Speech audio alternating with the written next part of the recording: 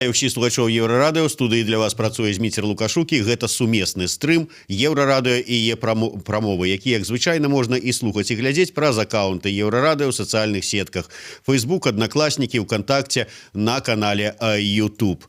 Сыход российского урада на чале с Дмитрием Медведевым у отставку, планы Владимира Путина по змене Конституции, размовы про початок транзиту улады у России.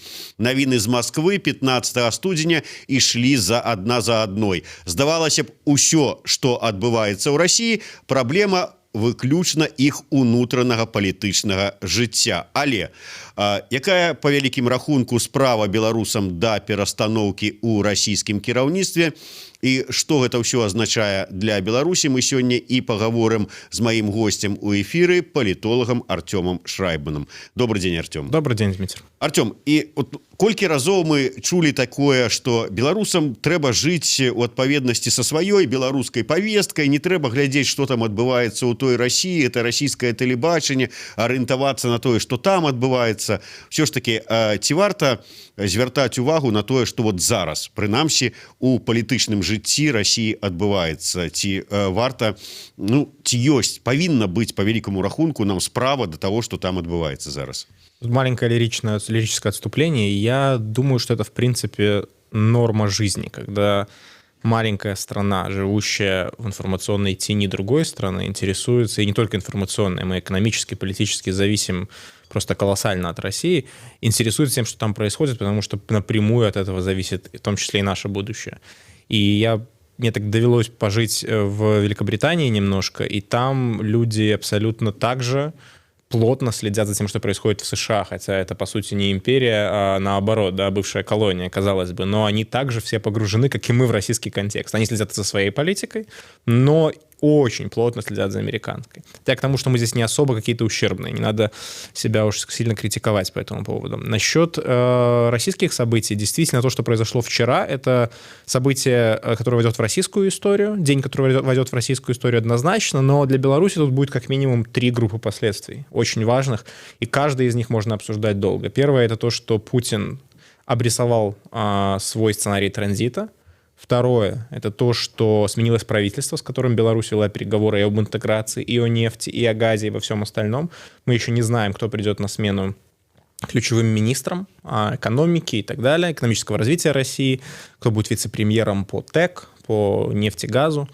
Все это имеет колоссальное значение, потому что от позиции этих людей по Беларуси очень многое будет зависеть. И третье, сам транзит власти в России, скорее всего, как и транзит власти в Казахстане, станет для Лукашенко такой, тестовой площадкой. Он будет смотреть на то, насколько безболезненно идут эти процессы у соседей, у союзников, чтобы понимать, какие ходы повторять, какие не повторять. Давай вот адразу, можа быць, про транзит улады, тому что шмат говорили и про тое, что там, маўляў, и Лукашенко час уже задуматься про тое, там, які можа быць транзит улады ў Беларусі. Мы ўсё ж таки говорим менавіта про транзит улады ў тым сэнсе, что Путин рыхтуе ўжо і прыглядаецца да свайго патэнцыйнага магчымага пераемніка. Ці гэта транзит улады такі, что мяняецца нейкая сістэма. Вось быў прэзідэнт Путин, які ўсё вырашаў, а будзе зараз старшыня Дзяржсавету Путин, які будзе ўсё вырашаць, а прэзідэнт России будзе номинальной фигурой. Ответа на этот вопрос не знают даже российские ведущие политологи, которых я вот успел послушать, почитать, поэтому я не буду гадать. Судя по всему, Путин решил остаться. В российской политике это было предсказуемо, однако он решил не оставаться на посту президента, потому что пост президента в России будет ослабляться. Это понятно. Его лишают возможности переизбираться на больше, чем 2 срока, в принципе, не только подряд. У него забирают полномочия по контролю правительства, усиливают вот этот вот госсовет и так далее. За президентом оставляют внешнюю политику, оборону, безопасность. Однако даже тут он будет связан в некотором смысле по рукам тем, что Госдума назначает экономический блок правительства. И Совет Безопасности, я так понимаю, тоже будет усиливаться, судя по тому, что туда перебрасывают Медведева, и Путин продолжает оставаться главой Совбеза, и будет им продолжать оставаться, я думаю, еще возможно, и после выборов. Здесь важно то, что для Беларуси это имеет непосредственное значение, потому что это о чем мы уже, в принципе, последние сутки все социальные сети обсуждают, потому что в каком-то смысле вариант вот с Беларусью как с таким плацдармом для оставления Путина у власти Путину больше не нужен. То есть формат найден внутрироссийский. Вот это имеет значение. А от того, в каком конкретно кресле, кабинете будет сидеть Путин в России и насколько ограниченными или неограниченными будут его полномочия, ну, это имеет очень вторичное значение для Беларуси, на самом деле, особенно сегодня, потому что мы все-таки говорим о перспективе 5 лет. Я не уверен, что у Путина сейчас в голове есть конкретный преемник. Все-таки Путин подобные решения, даже если держит в голове, то не анонсирует так задолго до этого момента, потому что иначе этот человек будет 5 лет находиться в таком состоянии, когда все знают, что он преемник, но у него еще нет полномочий, то есть это будет такая странная динамика внутри номенклатуры. Вроде уже и Путин не совсем президент, и как бы вот преемник, непонятно потом, какие функции будут у Госсовета российского, который, видимо, будет местом следующей работы Путина. И этот путь к какому? Это, по сути, казахский сценарий с такими российскими особенностями, однако как и в Казахстане, так и в России, скорее всего, на дистанции чуть больше, чем 5 лет, это приведет к тому, что создается менее вертикальная структура власти. То есть будет президент, который по привычке и российским обществом, и властью воспринимается как глава страны, и будет вот этот отец нации, да, Путин во главе Государственного совета, который по привычке отношения к Путину воспринимается как глава страны. Рано или поздно, точно так же, как это случилось с Медведевым и Путиным где-то 8-10 лет назад, рано или поздно начнутся противоречия. И поэтому Путин в каком-то смысле закладывает, ну, не то чтобы мину замедленного действия, но закладывает предпосылки для конфликта внутри российской элиты на дистанции 7-8 лет. Это тоже для нас будет иметь значение, но это очень далеко. Нам важнее думать о том, что вот происходит сейчас и будет происходить сейчас в ближайшие годы, а тут последствия тоже довольно тектонические, на мой взгляд. Таким чынам, тое, пра што гаварылі на пачатку самага вот этих вот размоў пра небяспеку ад паглыблення інтэграцыі, што, маўляў, усе гэтыя працэсы робяцца для таго, каб Пуціна стварыць крэсла кіраўніка саюзнай дзяржавы, і ў 24 годзе ён мог спакойна перасесці ў гэтае крэсла. То есть вот эта вот, грубо кажучы, праблема 2024, яна для беларусаў уже не актуальная. Ну, вы знаете, мистер, что я никогда не был сторонником этой точки зрения и много спорил со сторонниками. Я думаю, что да, конкретно этот вариант вот, решения проблемы 2024 исключен. Просто из повестки дня. В России больше не останется политических сил, которые будут лоббировать этот вариант, потому что очевидно, что Путин выбрал другой вариант. Зачем пытаться ломаться в закрытую дверь? А с другой стороны, это никак не устраняет и не преуменьшает тех проблем и тех вызовов, которые есть у Беларуси в отношениях с Россией. То есть, да, можно больше не бояться, что Путин лично хочет поглотить Беларусь во что бы то ни стало. Вот этого, я думаю, что мы можем, ну, по этому поводу, как я там написал недавно в статье, выдохнуть. Но это не значит, что мы можем выдохнуть по поводу колоссальной зависимости экономической, по поводу серьезнейшей зависимости ментальной и информационной, по поводу недиверсифицированности нашей экономики, по поводу того, что интеграционные процессы, они, вот эти дорожные карты по интеграции, они, особенно 31-я карта так называемая, они угрожают белорусскому суверенитету. Все это пункты, которые никуда не уходят. Другое дело, что вот внимание на это все в России сейчас, мне кажется, будет уделяться поменьше. Мне кажется, что сегодня Кремль, российское правительство, которое перезагружается к тому же, будет намного более сфокусировано вот на этой внутренней перезагрузке российской власти, чем на каких-то там непонятных, вернее, чем на каких-то там отношениях с Беларусью, цель которых уже не так ясна. То есть уже не ясно, что интеграция нужна вождю. Понимаете, уже, вернее, нужна ему для переизбрания. Уже это превращается в такой очень локальный процесс, традиционный, если хотите, для белорусско-российских отношений, где для Беларуси это очень важно, а для России это уже не так важно. Для России это уже будет просто, ну, не хотите интегрироваться, ну что, сидите, значит, с дорогой нефтью. По сути, мне кажется, мы приходим вот к этому такому довольно холодному разговору. Рыхтуючыся да нашай сустрэчы, я выпадкова наткнуўся на такі таксама аналітычны матэрыял на такім рэсурсе, не чакаў, дарэчы, на гэтым рэсурсе такого матэрыяла, Грані.ру. Я працытую на мове арыгінала. Тут таксама ідзе вот размова спачатку пра эту праблему 2024 для беларусаў, і таксама ідзе у такім ключе, што, маўляў, беларусы могуць выдыхнуць. Вот праблема гэтая не стаіць. Але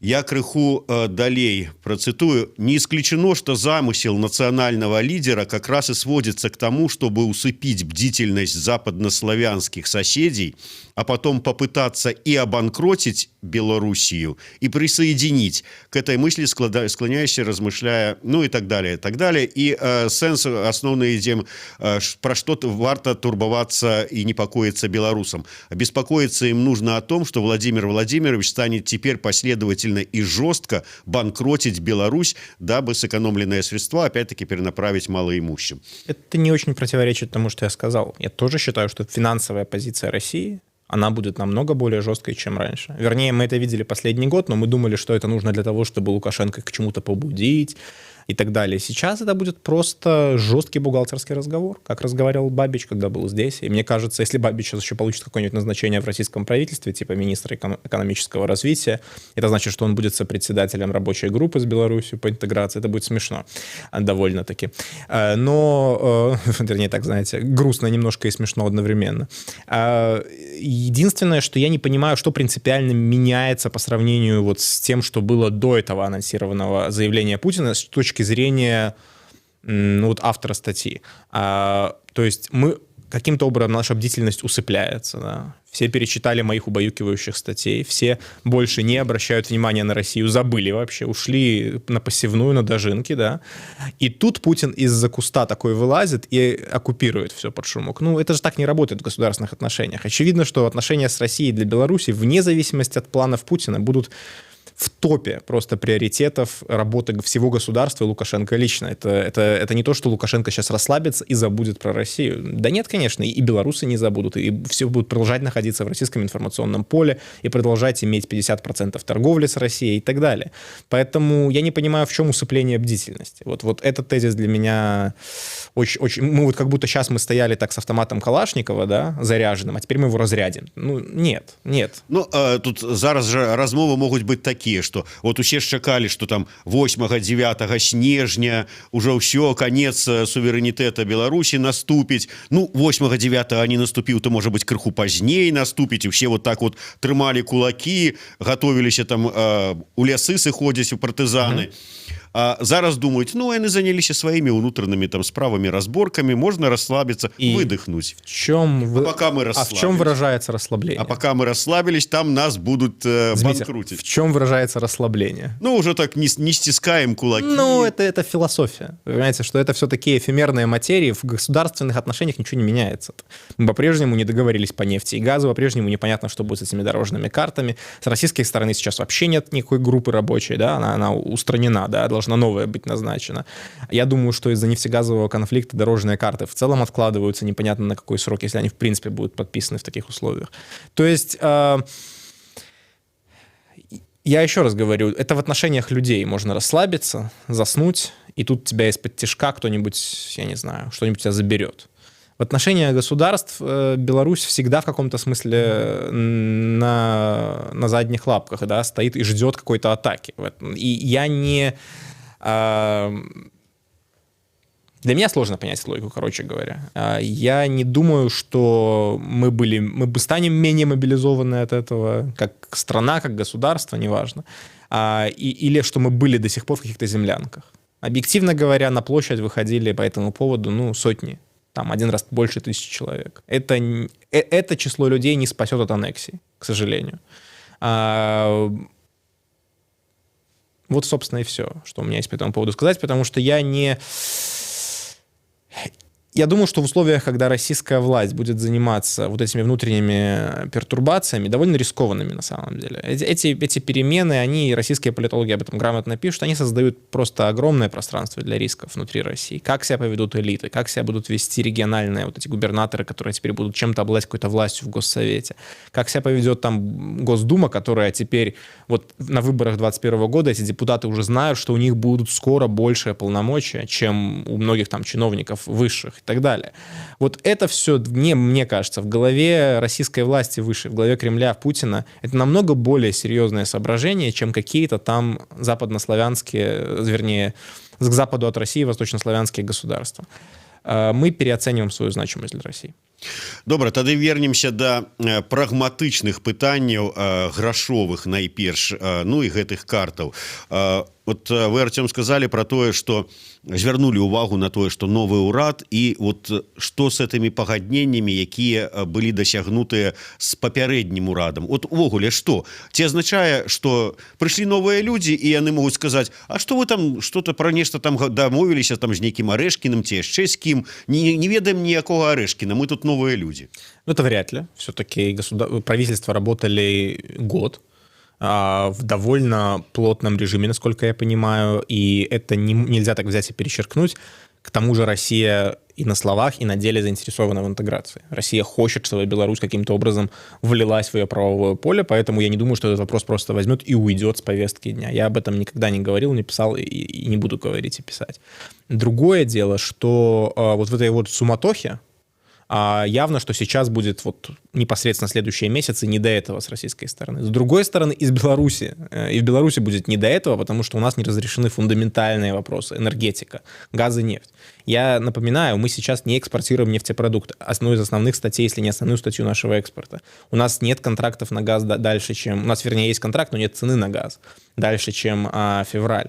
Это все настолько серьезная фундаментальная проблема, что дорожные карты, как минимум, уходят на весну или дальше. А как к ним стороны могут вернуться, это хороший вопрос. Он зависит от того... Мне кажется, он не зависит от того, кто будет на постах в российском правительстве, потому что там позиция уже более-менее высказана на всех уровнях, вплоть до Путина, который в декабре прошлого года обозначил довольно жесткую позицию, что вишенка этой интеграции должны стать наднациональные органы, единая валюта. То же самое сказал потом Медведев и так далее. То есть это теперь официальная позиция России. Не вижу причин, почему она должна измениться из-за смены технократов. А вот с белорусской стороны, я думаю, кое-что поменяется. Потому что если этот переговорный процесс Минск рассматривал как попытку вытянуть из России какие-то уступки под сам факт разговора, то есть давайте мы с вами общаемся, но пока мы общаемся, дайте нам хоть что-то. Да? Мы же ведем диалог, а могли бы не вести, поэтому поощрите нас. Вот была такая позиция. И за год стало понятно, особенно в декабре и в январе, стало понятно, что Россия не собирается давать как бы утром стулья. И поэтому это устраняет для Беларуси, для белорусской власти стимулы продолжать этот процесс вот всерьез, потому что Лукашенко сам говорил и много раз, и министры белорусские, премьер-министр, что нет смысла в интеграции без решения базовых вопросов. Это значит, что если мы к январю-февралю выходим на то, что мы покупаем российскую нефть по российским условиям, то есть там мировые цены, какая-то там к ним скидка за счет отсутствия экспортных пошлин, но нам нет скидки более никакой. То есть мы живем по правилам налогового маневра. То, что сейчас Россия как бы выставляет. Мы живем по либо сегодняшним ценам на газ, либо по вообще $152, что Лукашенко заявил, что Россия выставляет такие условия. То, простите, а зачем Беларуси это вся дорожная карта? Зачем это вся вот эта канитель с интеграцией, если мы больше ничего из этого не получаем? От российских кредитов мы и так сами отказываемся уже. Я думаю, что после этого процесс может просто заморозиться с белорусской стороны.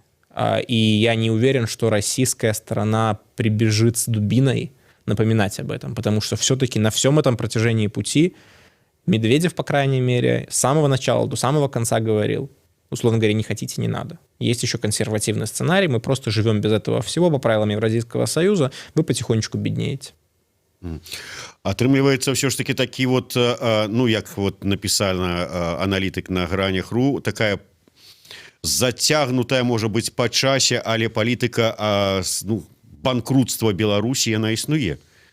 Я сказал бы, что цель этой политики не обанкротить Беларусь во что бы то ни стало, а цель этой политики сэкономить на Беларуси. Россия действительно консолидирует свои ресурсы на внутренних задачах. Я не знаю, изучили ли они социологию российскую, которая показывает, что россияне устали от трат на внешние рынки и хотят, чтобы государство вернулось домой. Я не знаю, это ли просто осознание того, что ресурсы не безграничны, или же это просто усталость от того, что Беларусь стала таким активом, который ты вкладываешь в него, он тебе ничего не отдает, да, или пассивом, как сказали бы бухгалтеры. мне сложно судить, что именно привело к этому решению, но мне кажется, было принято принципиальное решение, которое только за последний год укрепилось в головах российских лидеров, что с Беларусью статус-кво больше поддерживать невозможно. И нужно на ней сэкономить денег, если они не хотят сливаться. И цель тут скорее внутрироссийская. Цель тут скорее сделать эти отношения понятными и такими, ну, что называется, без ложных иллюзий. А то, что это попутно приводит к банкротству Беларуси, ну, это такой побочный фактор. Я думаю, что если здесь будет все доведено до какого-то экономического коллапса с голодными бунтами, чего я не предвижу на самом деле, то в таком случае, даже в таком случае мы не знаем наверняка, как поступит Россия, потому что в итоге, если Лукашенко сможет успешно поддерживать свою незаменимость в глазах России, то многие российские эксперты, по крайней мере, уверены, что в конце концов будут договариваться с ним и в последний момент что-то дадут, чтобы хотя бы режим не упал, потому что альтернативы в глазах довольно консервативного российского руководства могут быть еще хуже. Они не такие уж мастера дирижирования процессов в других странах, я имею в виду российскую власть. Посмотрите, что происходит в Абхазии. А казалось бы, регион, марионеточный регион с мизерным населением, с абсолютно контролируемой политической элитой. Каждые несколько лет там какие-то революции. Они не могут контролировать даже свой анклав, по сути. Поэтому не надо переоценивать, что тут в случае хаоса россияне уверены, что на смену Лукашенко придет какой-нибудь местный Аксенов. Да? Они, я думаю, вполне могут переживать по поводу хаоса в Беларуси, и поэтому я думаю, что Лукашенко в том числе и поэтому не разгонял акции декабрьские по интеграции, против интеграции, потому что ему нужно было показать, что если не я, то вот кто. И лучше тебе, Владимир Владимирович, договориться со мной, а не вот с этими, кто рвет твои портреты на площади. И не знаю, как поступит российская власть в случае такого коллапса, не буду гадать, но не уверен, что мы до него дойдем. Специфика закручивания российских экономических гаек такая, что это все происходит очень плавно. Налоговый маневр растянут на 5 лет. Цены на газ, они не повышаются в 10 раз или в 2 раза даже. Они повышаются на какие-то десятки долларов. Постепенно вот это кредитное бремя увеличивается на Беларусь, и Россия не дает новых кредитов. То есть это все такое плавное размазывание проблем по годам. Это приводит скорее к такой медленной деградации белорусской экономики, а не к взрывам. Это как повышение цен, вот знаете, на копейку в неделю. Оно не приводит к протестам, как когда-то стоп-бензин, когда повысили резко. И поэтому у белорусской власти даже в такой ситуации, на мой взгляд, есть хорошие шансы сохранить стабильность в стране. Мы все-таки не видели в Беларуси с 90-х годов действительно массовых таких угрожающих стабильности системы, экономических бунтов или протестов. Я не знаю, что должно произойти, чтобы белорусы вышли в таких количествах, которые стали бы Украиной или армяноподобными, да, когда это действительно представляет угрозу для функционирования власти, а не просто как тунеядские акции, где власти это просто неприятно смотреть, как ее электорат выходит на улицы. Это другой порядок угрозы, и я не вижу в белорусском обществе сейчас и даже на перспективу ничего подобного. Скорее, мне кажется, недовольные жизнью будут выезжать. Казалі про тое, што такое размазванне па часе, закручванне гаек, вельмі добры тэрмін, і сапраўды звяртаюць на гэта ўвагу, і я ўжо чытаў такія каментары, што зато ўсё гэтыя праблемы з Расіяй эканамічныя прымусяць, можа быць, беларускія ўлады пайсці на нейкія рэформы, сарыентавацца на іншыя рынкі, можа быць, нават нейкія палітычныя змены пачаць. Чакаць этого ці не?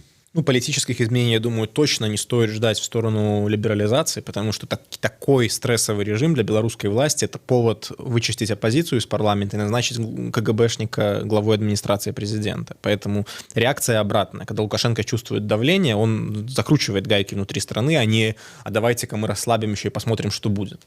Поэтому скорее политических реформ я бы точно в обозримой перспективе не ждал. Если нужно будет Евросоюзу какие-то показать уступки, то еще есть множество вариантов это сделать без либерализации политики. Смертная казнь, какие-то косметические реформы избирательного законодательства, БХД зарегистрировать. Но это все мелочи, которые никак не влияют на политический климат в стране. Экономические реформы, я сторонник этой точки зрения, которую вы озвучивали, что не то чтобы у нас гарантированно будут экономические реформы, не то чтобы Лукашенко возьмет и перекрасится в Пиночета и начнет тут устраивать какие-то либеральные, вольные такие, авторитарную модернизацию, да, проводить или что-то такое, или Южную Корею устроить, Сингапур. Это не обязательно так. Что я знаю точно, что если бы российский этот дождь субсидий субсидий или там поддержки продолжался, то реформ бы не было наверняка. Вот это мы знаем точно. Если российская поддержка стабильна, никаких реформ нет. Это проверено 20-летием уже его власти, 25-летием, и с этим вопросов нет. Что бывает, когда поддержка заканчивается или истощается, мы не знаем наверняка, но мы понимаем, что стимулов к реформам будет намного больше. Мы понимаем, что те люди внутри власти, которые будут лоббировать какие-то новые варианты управления экономикой, к ним будут прислушиваться больше, чем если бы денег было достаточно. Мы это понимаем. Гарантированно ли это приведет к реформам? Нет, не гарантированно.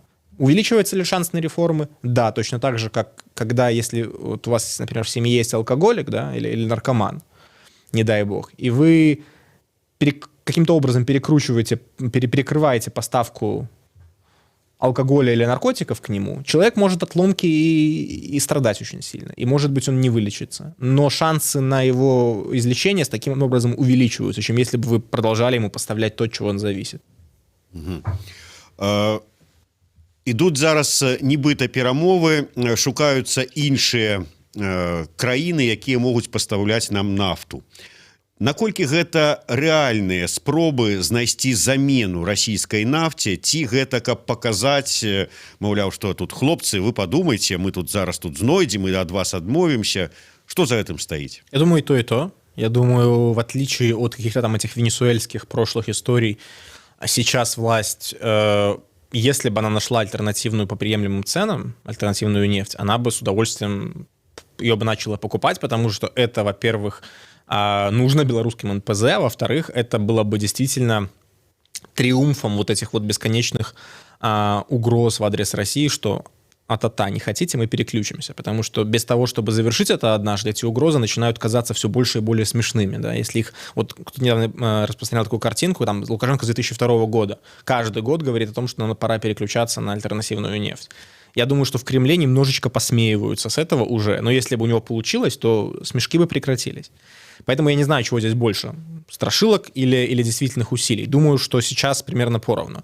Другое дело, что как бы энергетики, специалисты по энергетике, к которым я склонен прислушиваться, Татьяна Маненок, например, и другие, и российские эксперты в том числе, кстати, которые плотно это исследуют, справедливо замечают, что вариантов-то не так много, вариантов нет. Во-первых, российская нефть до конца налогового маневра сама по себе остается дешевле из-за отсутствия пошлин экспортных, чем любые мировые альтернативы.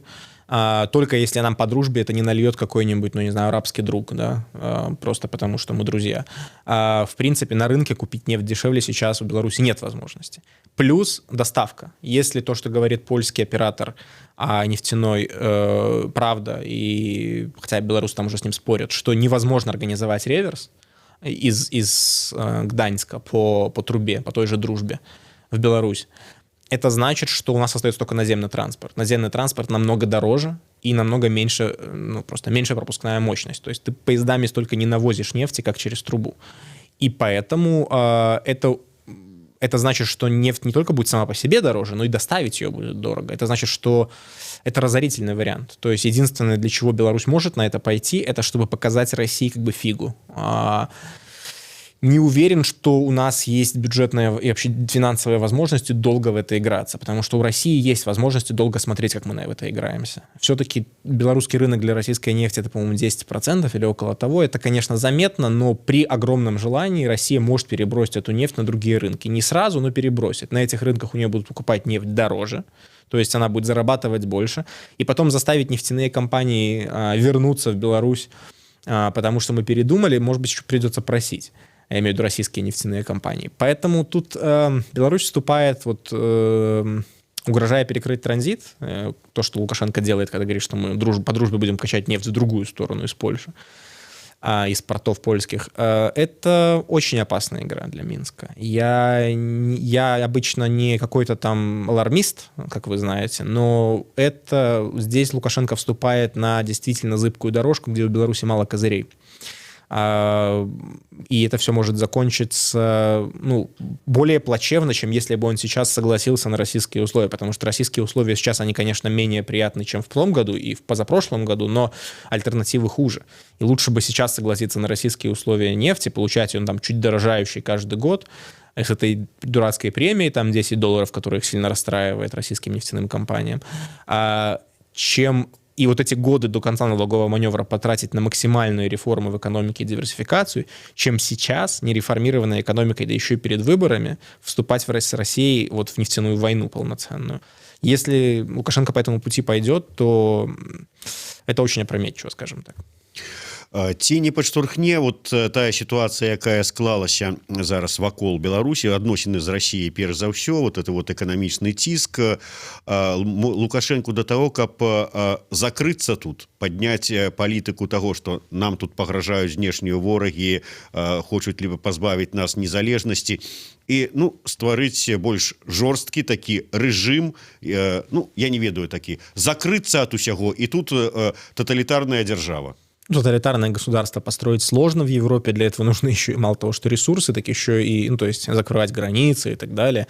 Так еще такие рывки из белорусской автократии в какой-то там северокорейскую тоталитаризм, они не проходят бесследно для экономики, инвестиций и так далее. Вы просто теряете инвестиции моментально, бизнес уходит весь, все эти IT гавани заканчиваются довольно быстро, талантливые люди уезжают, и вы остаетесь как бы просто банкротами даже без России. Поэтому это просто глупая история финансово. А с точки зрения какой-то консолидации режима, я думаю, да, если российское вот это финансовое закручивание гаек будет продолжаться и оно приобретет какие-то такие жесткие формы, и Лукашенко вступит действительно в клинч с российским руководством затяжной, то есть без каких-то подписаний дорожных карт, это уже понятно, но без нормальных нефтяных и газовых отношений, с постоянными торговыми войнами. Это значит, что у нас нормой, таким статус-кво, станет конфликт с Россией. Беларусь еще в такой ситуации не жила, то есть несколько месяцев жила, годами не жила.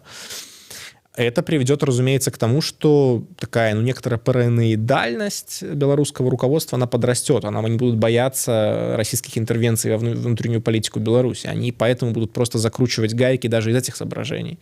Что вот сейчас еще тут попытаются какую-нибудь пророссийскую оппозицию вырастить и так далее. И в этой ситуации просто по логике работы белорусской бюрократической машины она будет давать сигнал как бы снизу вверх, сверху вниз на максимальную такую мобилизацию, да. У нас вот вечный экзамен теперь будет не на выборах только, а теперь мы постоянно можем потерять страну. Лукашенко риторически к этому последний год подходит. Если вы послушаете его речи, каждая речь — это то, что мы на краю просто пропасти, нам нужно страну сохранить, выдержать эти годы, которые будут сложными. Он это сейчас вот стал говорить ровно в каждой речи, даже на праздничных каких-то событиях. Очевидно, что он к этому подходит. И я именно этим я объясняю вот шаги по парламентским выборам, жесткое проведение, назначение Сергеенко главой администрации. Продолжение этого тренда, да, я согласен, будет вести к тому, что он будет сжиматься, да, ужесточаться. Маем наближение белорусских прэзідэнцкіх выбораў і ведаем, што Россия любіць умешиваться ва ўсім свеце у там выбарчай кампаніі, нават в Амерыку улезла нібыта і там на выбарах Трампа нешта там рабіла. Ці ёсць все ж таки пагроза, што нейкім чынам будуць уплываць на гэтыя выборы? Вот стварэнне прарасійскай апозіцыі ці кандыдата прарасійскага.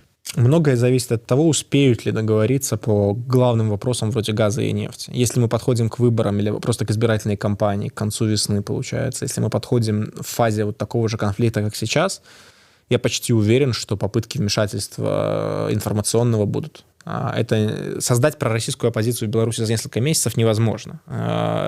Даже если влить сюда очень много денег. Просто потому, что возможности по созданию структур внутри Беларуси у внешнего игрока, даже такого влиятельного, как России, несовместимы с возможностями КГБ по закручиванию этому всего довольно быстрому. И здесь, поэтому все-таки я бы не говорил о том, что вмешательство возможно вот в таких вот формах, да.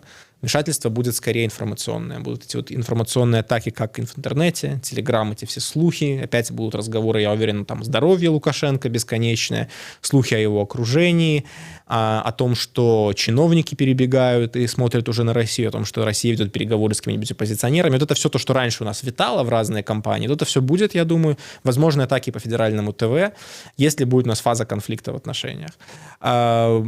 Но другое дело, к чему это приведет вот в самой Беларуси. Для меня загадка пока что, как на это отреагирует Лукашенко. С одной стороны, он может испугаться и сказать, что ладно, подпишем ваши все газовые нефтяные договоры на ваших условиях, лишь бы вы ко мне не лезли. Но он-то человек горячий, он может отреагировать иначе. Может сказать, что «ах так? Ну тогда выключаем, например, российское телевидение». Не возьмусь предсказать поведение импульсивного человека, но учитывая то, насколько реальность оказалась другой по сравнению с тем, что я ожидал в декабре, насколько стороны оказались недоговороспособны даже по сравнению с тем, что я ожидал, скептик, я бы не исключал такого сценария. Дзякуй вялікі. Артём Шрайбман, Зміцер Лукашук, сумесны стрым, Еўрарадыё і яе прамовы. Слухайце і глядзіце нас, сачыце за навінамі.